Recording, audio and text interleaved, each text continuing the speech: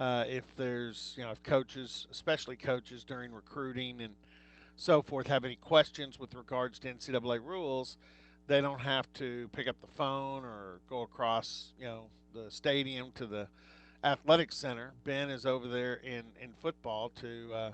In fact, I wonder, do you attend football staff meetings?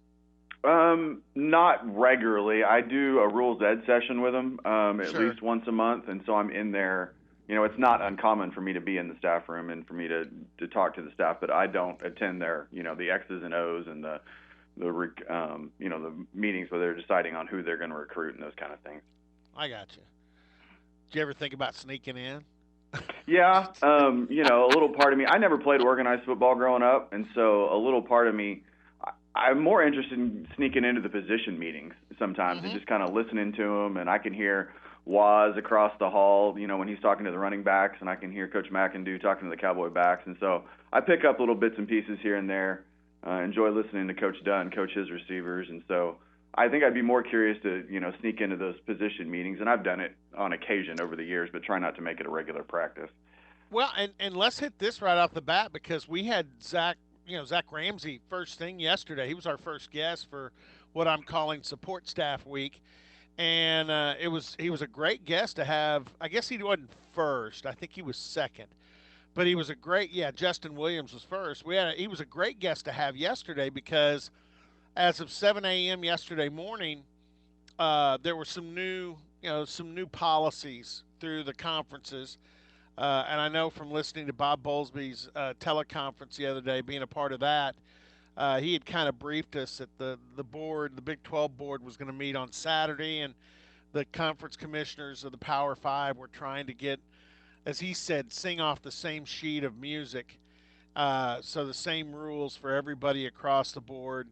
I know Lincoln Riley had been putting pressure on the Big 12 to do some things he thought the SEC was already doing, but the big thing was the virtual meetings, and sounds like Zach Ramsey had a heads up that this was going to come up uh, as early as, I think, between 9 and 10 o'clock. Joe Bob Clements had a virtual meeting with his defensive lineman, and that may have been one of the very first. So, your thoughts on what the Big 12 did, and some of the policies they've now put into place here, that we know we're going to be in for this COVID-19 pandemic and isolation period for a little longer. Well, I certainly appreciate the Big 12 wanting to be on the same page with everybody else, because that's one of the biggest frustrations that we face in compliance is when coaches come to us and say, well, other schools are doing this, and sometimes they're right and sometimes they're wrong. But obviously for us, if everybody is singing off that same sheet of music, then it certainly helps us to be able to provide guidance to our coaches on what is or is not permissible, and it allows us to call our schools within the conference, schools outside of the conference, and just kind of say, well, how are you guys interpreting this, and those kind of things. And so now that we've gotten a little bit of guidance, yes, those virtual meetings are the kind of the first step that in loosening of the restrictions that those Power Five conferences are doing to let them do those virtual meetings. And you mentioned Zach. I think he's sitting two doors down from me right now, helping Coach Dickey do one with the offensive linemen. And so they're in there. What they can do right now is just kind of basically what you would do in a film room, just you're doing it virtually. And so Coach Dickey's in there explaining technique and those kind of things. And that's they're allowed to do that up to 2 hours a week right now. Not allowed to miss class time to do those meetings. But that's the first thing that we've seen in kind of loosening the restrictions of nobody can do anything. But those virtual meetings, I think, are going to become pretty prevalent here over the next several weeks, as that's kind of the only thing that our staff can do from an interaction standpoint with our student athletes when it comes to actual athletically related activities. Yeah, and I didn't. I read what the Big 12 put out, but I'm going to guess the language to the schools was probably a little more detailed. This came up with Bob Bowlesby, and I think most of the guys have workout gear. I mean, they get issued workout gear pretty regularly, and I know this. I mean, we still have stuff from when Zach played that Right. was stacked up. I mean, because you only need so many sweats, and you get a lot of them, and so. Uh, But what I was going to ask is one of the things I think is interesting is okay, these guys go home and hey, some of them it's not a big deal. To some, it is as far as what's available to them and what their family's economic situation is, financial situation. So hey, a box of Gatorade bars probably would come in handy. I know I saw some workout stuff in the form of stretch bands and foam rollers, things that would assist with workouts. They can't purchase on Amazon a weight set and have it delivered to their house, obviously. But what's your understanding on what the schools can do in support of the athletes for the most part? Well, I think you kind of hit it right on the head there. Those the smaller items, yes, we can provide those. We can provide nutritional supplements. We can provide the workout gear. We can provide, like you said, the stretch bands and those kind of things to help facilitate the workouts. But I think what they're trying to prevent is schools, for lack of a better term, overreacting and trying, like you said, send full weight sets to all their guys and really rack up the cost that way for what hopefully is just going to be a short-term limitation. And so you're right. Some of our student athletes probably have access to better facilities and better workout situations than others do right now. But I think it's all about adapting to kind of your current situation and adapting to what you've got available and what you can do to help get in your own workouts and continue the good work that Coach Glass and his staff have done up to this point. We can provide them workout direction as far as, hey, these are the kind of types of activities we think you should be doing. We can provide them videos on, the form and technique and those kind of things. We just can't have our strength staff virtually conducting those workouts right now because the only thing that we're allowed to do from a virtual standpoint is just those position meetings. So they can send out videos. Here's what we want you to do. They just can't do a Zoom exercise class. Right. They can't conduct it. They can't conduct, attendance, make sure everybody's doing it and those kind of things. But they can send out the videos and kind of proper technique and form. And obviously, Coach Glass and his staff have worked so hard all year with our student athletes that I'm sure they've ingrained in them what those proper techniques are. But it's good to have reminders. How's this been for you? I mean, we got a good feel of how this has been for the coaches last week. It's kind of ripped up their schedule. I bring in, Zach Ramsey again. They got all the stuff on the Exos loaded, opponent game tape and cut ups. So the coaches last week were spending a lot of time game planning, something they would probably do late May, early June. But this is the best use of their time right now. Has it changed your schedule up much? I mean, are you pretty much doing the same things you would normally do this time of year in compliance? For the most part, yes. Obviously, uncertainty. Coaches have asked a lot of questions that we necessarily don't always have access to the answers for. I think as we get farther into this process, we'll get a little more information. We're finding out a little bit more about eligibility for winter sports and eligibility for spring sports and being able to extend the clocks and additional seasons of competition. So we're working through some of those issues and figuring out how we're going to operate on campus. The financial aid, Cheryl Flatt in our office does an amazing job, or Cheryl Roach does an amazing job with that. And so she's pretty busy trying to help coaches navigate what the financial aid situation is going to look like and kind of what those rules will look like for next fall, because that's obviously a big area of uncertainty as well. And so that's kind of the next frontier is the seasons of competition and what the financial aid limits are going to look like for 2020 in the fall.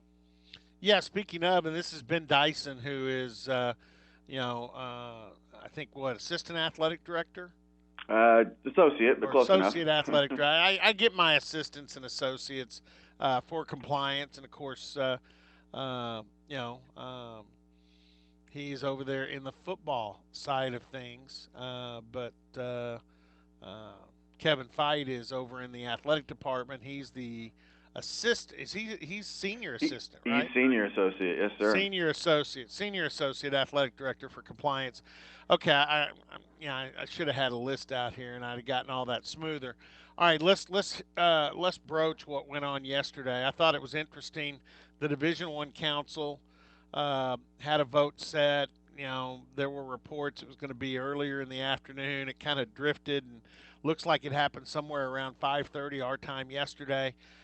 I thought, I thought it could have easily been something been they tabled because of the uncertainty of the future.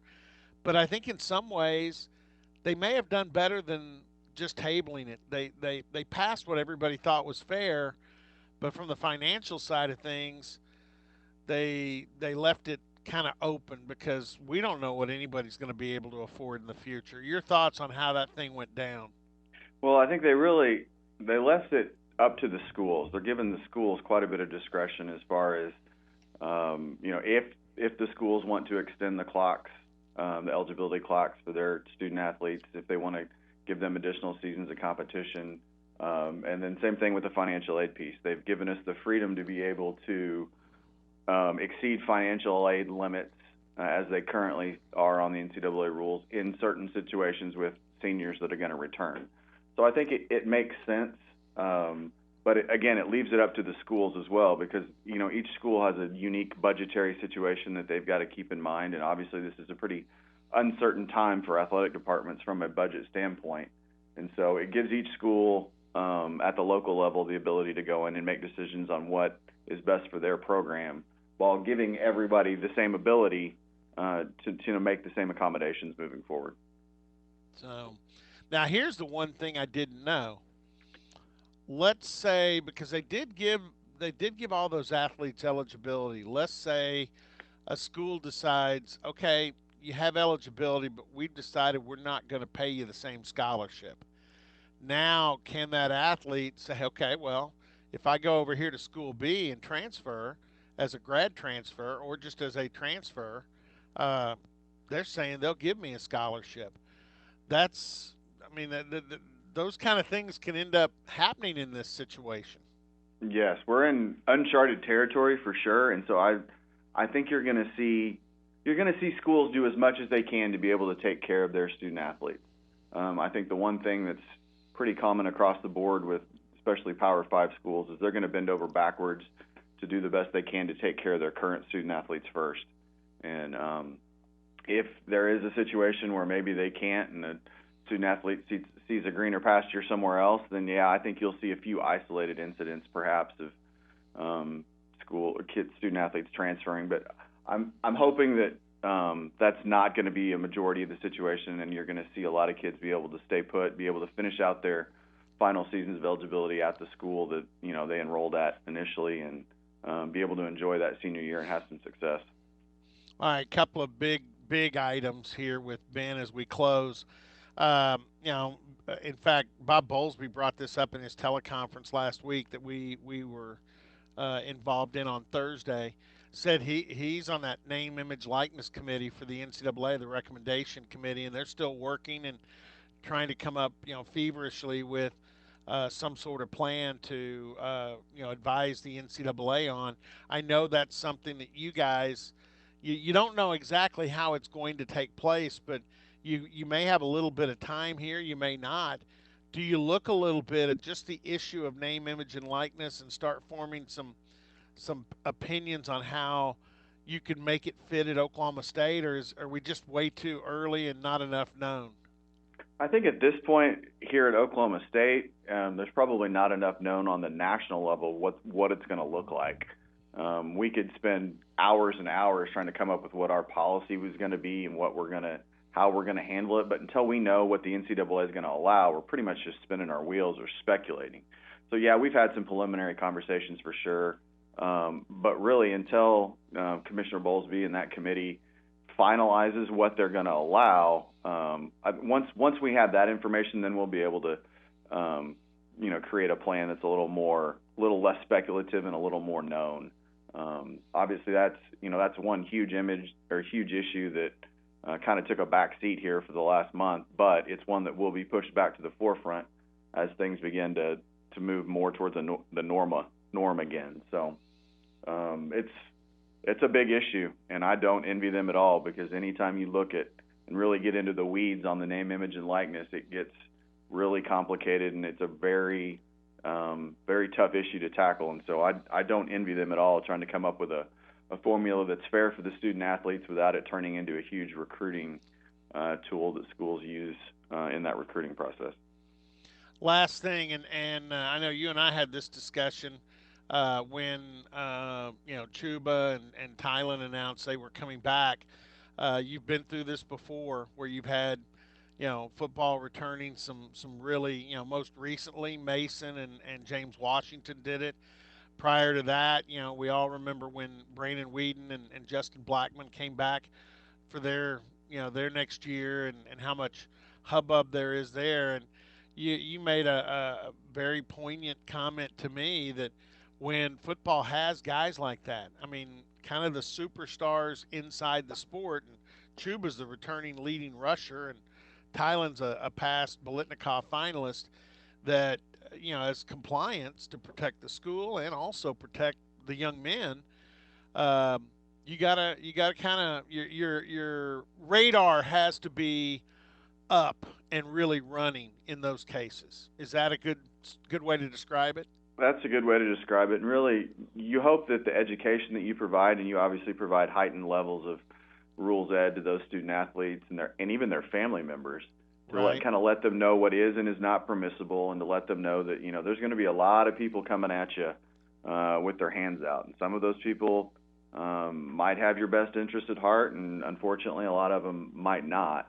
And so, it's important for us to be able to have that relationship with the student athletes so that they trust us and know that we're a resource for them, that they can come to us and say, here's what I'm looking at, tell me what I can do, what I can't do, provide me some guidance. And so that's where it's important that you've built that relationship with them during their time while they're here, that they're able to just come in and talk. And that's why it's great that my office is right by all the position meeting rooms, because they've got to pass my office several times a week.